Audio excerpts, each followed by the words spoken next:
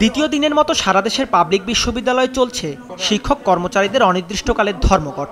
প্রত্যয় স্কিমে অন্তর্ভুক্তি বাতিল, শিক্ষকদের সুপার গ্রেডে অন্তর্ভুক্তি ও স্বতন্ত্র বেতন স্কেলের দাবিতে নিজ নিজ ক্যাম্পাসে প্রতিবাদ কর্মসূচি পালন করেন শিক্ষক কর্মকর্তা ও কর্মচারীরা। 13 মার্চের পরের থেকে 30শে জুন পর্যন্ত আমরা ধারাবাহিকভাবে অর্থ মন্ত্রণালয়, শিক্ষা মন্ত্রণালয় সহ সংশ্লিষ্ট সকল মন্ত্রণালয়কে আমরা জানিয়েছি, কিন্তু তারা কোনো কর্ণপাত করেনি।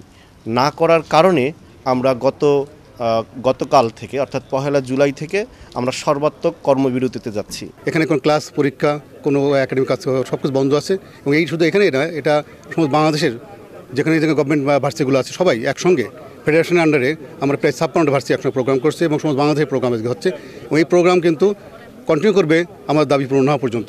ঢাকা বিশ্ববিদ্যালয়ের কেন্দ্রীয় লাইব্রেরি, কলা ভবন, রেজিস্টার বিল্ডিংয়ে অবস্থান নেন শিক্ষক কর্মকর্তা ও কর্মচারীরা। প্রত্যয় স্কিমকে বৈষম্যমূলক উল্লেখ করে বিদ্যমান পেনশন সুবিধা বহাল রাখার দাবি জানান তারা।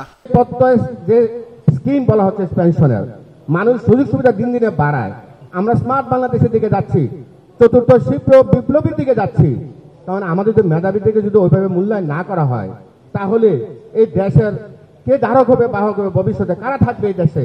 যে স্কিমটি আমাদেরকে দিচ্ছে সেটি যদি চালু হয়, তাহলে আমার যে স্ত্রী রয়েছে সে কিন্তু 100 বছর ধরে পাবে না, সে পাবে 75 বছর।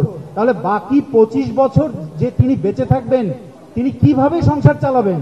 কর্মকর্তা ও কর্মচারীরা বলছেন, দুর্মূল্যের বাজারে বেতনের টাকা দিয়ে সংসার চালানো দায়। এর মধ্যে পেনশনের সুবিধা প্রত্যাহারের দুশ্চিন্তায় পড়েছেন তারা। নতুনদের যারা চাকরি হবে তাদের যদি এই নিয়মে চালু করে, তাহলে দেখা যাচ্ছে যে এটা তাদের জন্য ভোগান্তি। আর নতুন যারা আছে তাদের যদি এইসব ইয়াতে যুক্ত করে, তাহলে আমাদের অনেক ধরনের সমস্যা দেখা দিতে পারে। আমরা চাই যে আগে যে এই আছে, যে সিস্টেম আছে ওই সিস্টেমে বহাল থাকে। শিক্ষকদের এই আন্দোলনে একাত্ম শিক্ষার্থীরাও। সরকার দ্রুত শিক্ষকদের দাবি মেনে নিলে তারাও ক্লাসে ফিরতে পারবেন, এমন প্রত্যাশা তাদের। আমাদেরই মধ্য থেকে কেউ না কেউ শিক্ষক হবে, সুতরাং আমরা চাই না যে তার সুযোগ সুবিধাটা কমে যাক। যে যৌক্তিক দাবিগুলোর কারণে আমাদের ক্লাসগুলো অফ আছে, এতে আমরা খুবই আশাহত। আমাদের স্বপ্ন পূরণের দিকে হয়তো কিছুটা পিছিয়ে যাচ্ছি। যত দ্রুত সম্ভব সরকারের সাথে নেগোশিয়েট করে শিক্ষকদের যে দাবি সেটি সরকার মেনে নিক। শিক্ষক এবং শিক্ষার্থী উভয়ের স্বার্থ রক্ষা করে অতি দ্রুত একটি সিদ্ধান্ত নেওয়া উচিত, যা উভয়ের ক্ষেত্রে সুদূর প্রসারী হিসেবে কাজ করে। এদিকে প্রত্যয় স্কিম বাতিলের দাবিতে শিক্ষক সমিতি ফেডারেশনের আন্দোলনকে অযৌক্তিক বলে মন্তব্য করেছেন অর্থমন্ত্রী। বিকেলে মন্ত্রণালয়ের এক অনুষ্ঠানে সাংবাদিকদের এই কথা বলেন তিনি। সরকার যেটা দিয়েছে প্রেস রিলিজ, এইটাই শিক্ষকরা যে এখন আন্দোলন করছে, এটা কি স্যার লজিক্যাল কোনো কিছু মনে করেন? এটা করা উচিত না, আমার মনে হয় না এটা লজিক্যাল।